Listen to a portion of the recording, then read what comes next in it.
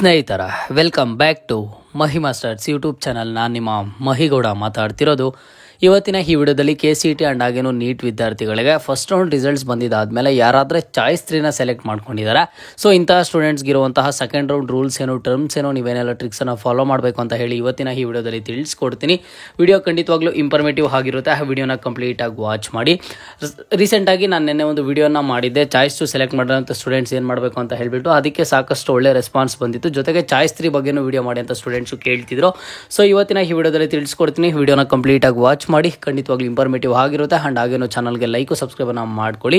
ಈಗ like subscribe ಮಾಡ್ಕೊಂಡಿದ್ದೀರಾ ಅಂತಂದರೆ ಮುಂದೆ ಬರುವಂತಹ ಎಲ್ಲ ರೀತಿಯ ಕೌನ್ಸಿಲಿಂಗ್ ಅಪ್ಡೇಟ್ಸನ್ನು ಪಡ್ಕೋತೀರಾ. ಮೊದಲಿಗೆ ನೋಡಿ, ನೀವು ಈಗಾಗಲೇ ಫಸ್ಟ್ ರೌಂಡ್ ರಿಸಲ್ಟ್ಸ್ ಬಂದಿದ್ದ ಆದಮೇಲೆ ಚಾಯ್ಸ್ ಎಂಟ್ರಿ ಮಾಡಿದ್ದೀರಾ. ಚಾಯ್ಸ್ ಎಂಟ್ರಿ ಮಾಡಿದಾಗ ನೀವು ಚಾಯ್ಸ್ 3ನ ಸೆಲೆಕ್ಟ್ ಮಾಡ್ಕೊಂಡಿದ್ದೀರಾ, ಓಕೆನಾ.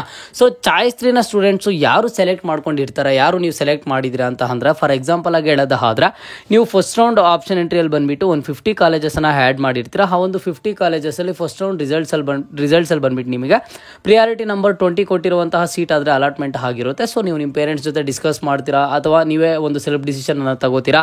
ಈ ಒಂದು ಕಾಲೇಜ್ ಚೆನ್ನಾಗಿಲ್ಲ, ಈ ಕೋರ್ಸ್ ಚೆನ್ನಾಗಿಲ್ಲ, ಈ ಒಂದು ಕಾಲೇಜಿಗೆ ನಾನು ಹೋಗೋದೇ ಇಲ್ಲ, ಇದು ನನಗೆ ಆಪ್ಷನ್ ಎಂಟ್ರಿ ಲೀಸ್ಟಲ್ಲೇ ಬೇಡ ಅಂತ ಹೇಳಿಬಿಟ್ಟು ಸಿಕ್ಕಿರುವಂಥ ಕಾಲೇಜನ್ನು ಚಾಯ್ಸ್ 3 ಕೊಟ್ಟು ಡಿಲೀಟ್ ಮಾಡಿರ್ತೀರಾ, ಓಕೆನಾ. ಸೊ ನೀವು ಡಿಲೀಟ್ ಮಾಡಿದಿರ ಅಂತ ಅಂದರೆ ನೀವು ಸೆಕೆಂಡ್ ರೌಂಡ್ಗೆ ಡೈರೆಕ್ಟಾಗಿ ಎಲಿಜಿಬಲ್ ಆದರೆ ಇರ್ತೀರಾ. ಚಾಯ್ಸ್ 3ನ ಸೆಲೆಕ್ಟ್ ಮಾಡಿದಿರ ಅಂತ ಅಂದ್ರೆ, ಸೊ ಈಗ ನೀವು ನೆಕ್ಸ್ಟ್ ಸೆಕೆಂಡ್ ರೌಂಡಿಗೆ ಆದರೆ ಪಾರ್ಟಿಸಿಪೇಟ್ ಮಾಡ್ತೀರಾ, ಓಕೆನಾ. ಇನ್ನೇನು ಮೆಡಿಕಲ್ ಆ್ಯಂಡ್ ಹಾಗೇನು ಡೆಂಟಲ್ ಸ್ಟೂಡೆಂಟ್ಸ್ಗೆ ಒಂದು ಚಾಯ್ಸ್ ಎಂಟ್ರಿನೂ ಶುರು ಆಗುತ್ತೆ.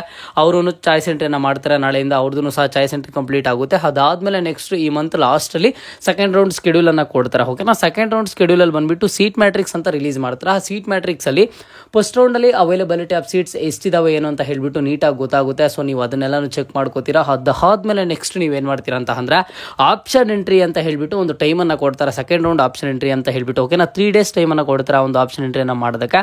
ಸೊ ಏನೆಲ್ಲ ರೂಲ್ಸ್ ಇರುತ್ತೆ ಅಂತ ಅಂದ್ರೆ ನೋಡಿ, ಈಗ ನೀವು ಸ್ಟೂಡೆಂಟ್ ಬಂದುಬಿಟ್ಟು ಆ 50 ಕಾಲೇಜಸಲ್ಲಿ ಪ್ರಿಯಾರಿಟಿ ನಂಬರ್ 20 ಕೊಟ್ಟಿರುವಂಥ ಕಾಲೇಜನ್ನು ಡಿಲೀಟ್ ಮಾಡ್ಕೊಂಡಿರ್ತಾನೆ.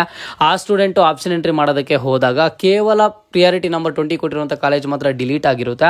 ಉಳಿದಿರುವಂತಹ 1 to 49 ಕಾಲೇಜಸ್ಸು ಹಾಗೆ ಇರುತ್ತೆ, ಓಕೆನಾ. ಸೊ ಆ 1 to 49 ಕಾಲೇಜಸ್ಸು ನಿಮಗೆ ನೀಟಾಗಿ ಅಲ್ಲಿ ಆಪ್ಷನ್ ಎಂಟ್ರಿಯಲ್ಲಿ ತೋರಿಸಿರುತ್ತೆ ಆರ್ಡರ್ ವೈಸು.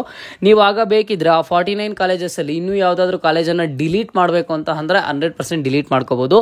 ಇಲ್ಲ ಅಂತ ಅಂದರೆ ಈಗ ಪ್ರಿಯಾರಿಟಿ ನಂಬರ್ಸನ್ನು ಚೇಂಜ್ ಮಾಡ್ಕೋಬೇಕು, 1 ಕೊಟ್ಟಿರುವಂಥ ಕಾಲೇಜಿಗೆ 5 ಕೊಡಬೇಕು, 5 ಕೊಟ್ಟಿರುವಂಥ ಕಾಲೇಜಿಗೆ 7 ಕೊಡಬೇಕು, ಈ ರೀತಿ ಏನಾದರೂ ನಿಮ್ಮ ಮೈಂಡಲ್ಲಿ ಇದ್ದರೆ ಸೊ ನೀವು ಪ್ರಿಯಾರಿಟಿ ನಂಬರ್ಸನ್ನು ಈಸಿಯಾಗಿ ಚೇಂಜ್ ಮಾಡ್ಕೋಬೋದು. ಬಟ್ ಯಾವುದೇ ಕಾರಣಕ್ಕೂ ಸಹ ಕಾಲೇಜನ್ನು ಆ್ಯಡ್ ಮಾಡೋದಕ್ಕೆ ಆಗೋದಿಲ್ಲ, ಓಕೆನಾ. ಸೊ ಆ ಒಂದು 49 ಕಾಲೇಜಸ್ ಜೊತೆಗೆ ಸೆಕೆಂಡ್ ರೌಂಡಲ್ಲಿ ಯಾವುದಾದ್ರೂ ಕಾಲೇಜನ್ನು ಆ್ಯಡ್ ಮಾಡ್ಬೋದು ಅಂತ ಅಂದರೆ ಕೇವಲ ಬಂದುಬಿಟ್ಟು BAMS ಕೋರ್ಸ್ದಾದರೆ ನೀವು ಆ್ಯಡ್ ಮಾಡ್ಬೋದಾಗಿರುತ್ತೆ, ಓಕೆನಾ. ಯಾಕಂತಂದರೆ KE ಅವರು ಫಸ್ಟ್ ರೌಂಡಲ್ಲಿ BAMS ಕೋರ್ಸಸ್ಗಳಿಗೆ ಆಪ್ಷನ್ ಎಂಟ್ರಿ ಮಾಡೋದಕ್ಕೆ ಅವಕಾಶ ಕೊಟ್ಟಿರಲಿಲ್ಲ. ಸೆಕೆಂಡ್ ರೌಂಡ್ಗೆ ಹೊಸದಾಗಿ ಒಂದು ಆ್ಯಡ್ ಮಾಡಿರುವಂಥದ್ದು. KE ಅವರಿಗೆ ಫಸ್ಟ್ ರೌಂಡಲ್ಲಿ ಸೀಟ್ ಮ್ಯಾಟ್ರಿಕ್ಸ್ ಗೌರ್ಮೆಂಟ್ ಕಡೆಯಿಂದ ರಿಲೀಸ್ ಮಾಡಿಲ್ಲ. ಈಗ ಬಂದುಬಿಟ್ಟು ಸೀಟ್ ಮ್ಯಾಟ್ರಿಕ್ಸ್ ಸಿಕ್ಕಿದೆ. ಸೊ ಹಾಗಾಗಿ ಅಲ್ಲಿ ಸ್ಟೂಡೆಂಟ್ಸು ಈಗ ಈ ಸ್ಟೂಡೆಂಟಲ್ಲಿ ಯಾರಾದರೂ BAMS ಕೋರ್ಸಿಗೆ ಎಲಿಜಿಬಲ್ ಇದ್ದರೆ, ಕೋರ್ಸಸ್ಸನ್ನು ಆ್ಯಡ್ ಮಾಡಬೇಕು ಅಂತ ಅಂದ್ಕೊಂಡಿದ್ರೆ ಆ್ಯಡನ್ನು ಮಾಡ್ಬೋದು. ಆ BAMS ಕೋರ್ಸ್ನ ನೀವು ಆ್ಯಡ್ ಮಾಡಿಕೊಂಡು ಅದಕ್ಕೆ ಎಷ್ಟು ಬೇಕೋ ಪ್ರಿಯಾರಿಟಿ ನಂಬರನ್ನು ಕೊಟ್ಕೋಬೋದು, ಓಕೆನಾ. ಕೇವಲ ಆ ಕೋರ್ಸ್ ಮಾತ್ರ ಆ್ಯಡ್ ಮಾಡ್ಬೋದು. ಬೇರೆ ಯಾವುದೇ ಥರದ engineering course, nursing course, medical, dental ಯಾವುದೇ ಕೋರ್ಸನ್ನು ಸಹ ಆ್ಯಡ್ ಮಾಡೋದಕ್ಕಾದರೆ ಆಗೋದಿಲ್ಲ, ಓಕೆನಾ. ಸೊ ಚಾಯ್ಸ್ 3 ಕೊಟ್ಟಿರುವಂಥ ಸ್ಟೂಡೆಂಟ್ಸ್ ನೀವು ಆ ಒಂದು ಡಿಸಿಷನನ್ನು ತಗೊಂಡು ಈಗ ಸೆಕೆಂಡ್ ರೌಂಡಿಗೆ ಪಾರ್ಟಿಸಿಪೇಟ್ ಮಾಡಿದ್ದೀರಾ. ಸೆಕೆಂಡ್ ರೌಂಡ್ ಆಪ್ಷನ್ ಎಂಟ್ರಿ ಟೈಮಲ್ಲಿ ಏನೆಲ್ಲ ಚೇಂಜಸ್ ಮಾಡಬೇಕು ಮಾಡ್ಕೋತೀರಾ. ಅದಾದಮೇಲೆ ನೆಕ್ಸ್ಟ್ ನಿಮಗೆ ಒಂದು ರಿಸಲ್ಟನ್ನು ಅನೌನ್ಸ್ ಮಾಡ್ತಾರೆ, ಓಕೆನಾ. ಸೊ ಆ ಒಂದು ರಿಸಲ್ಟನ್ನು ಅನೌನ್ಸ್ ಮಾಡಿದ್ದ ಆದಮೇಲೆ ನೀವು ಮೆಡಿಕಲ್ ಸ್ಟೂಡೆಂಟ್ಸ್ ಆದ್ರೆ ನೀವೇನು ಮಾಡಬೇಕು ಅಂತ ಅಂದರೆ ಒಂದು ಅಡ್ಮಿಷನನ್ನು ತಗೋತೀರಾ ಸೆಕೆಂಡ್ ರೌಂಡಲ್ಲೇ. ಇಲ್ಲ KCET ವಿದ್ಯಾರ್ಥಿಗಳ ಆಗಿದ್ರೆ ನೀವು, ಇಲ್ಲ ಅಂತಂದರೆ ನಿಮಗೆ KCET ಅಂಡರಲ್ಲಿ ಕೋರ್ಸ್ ಸಿಕ್ಕಿದ್ರೆ ಆ ಒಂದು ಸೀಟನ್ನು ಹೋಲ್ಡ್ ಮಾಡ್ಕೊಂಡು ಬೇಕಿದ್ರೆ ಸೆಕೆಂಡ್ ಎಕ್ಸ್ಟೆಂಡೆಡ್ ರೌಂಡಿಗೆ ಹೋಗ್ಬೋದು. ಇಲ್ಲ ಅಂತ ಅಂದರೆ ನೀವು ಏನು ಮಾಡ್ಬೋದು ಅಂತ ಅಂದರೆ ಆ ಒಂದು ಸೆಕೆಂಡ್ ರೌಂಡಲ್ಲಿ ಸಿಕ್ಕಿರುವಂತಹ ಸೀಟ್ಗೆ ಅಡ್ಮಿಷನನ್ನು ತಗೋಬೋದು, ಓಕೆನಾ. ಸೊ ಈ ರೀತಿ ಇರುತ್ತೆ.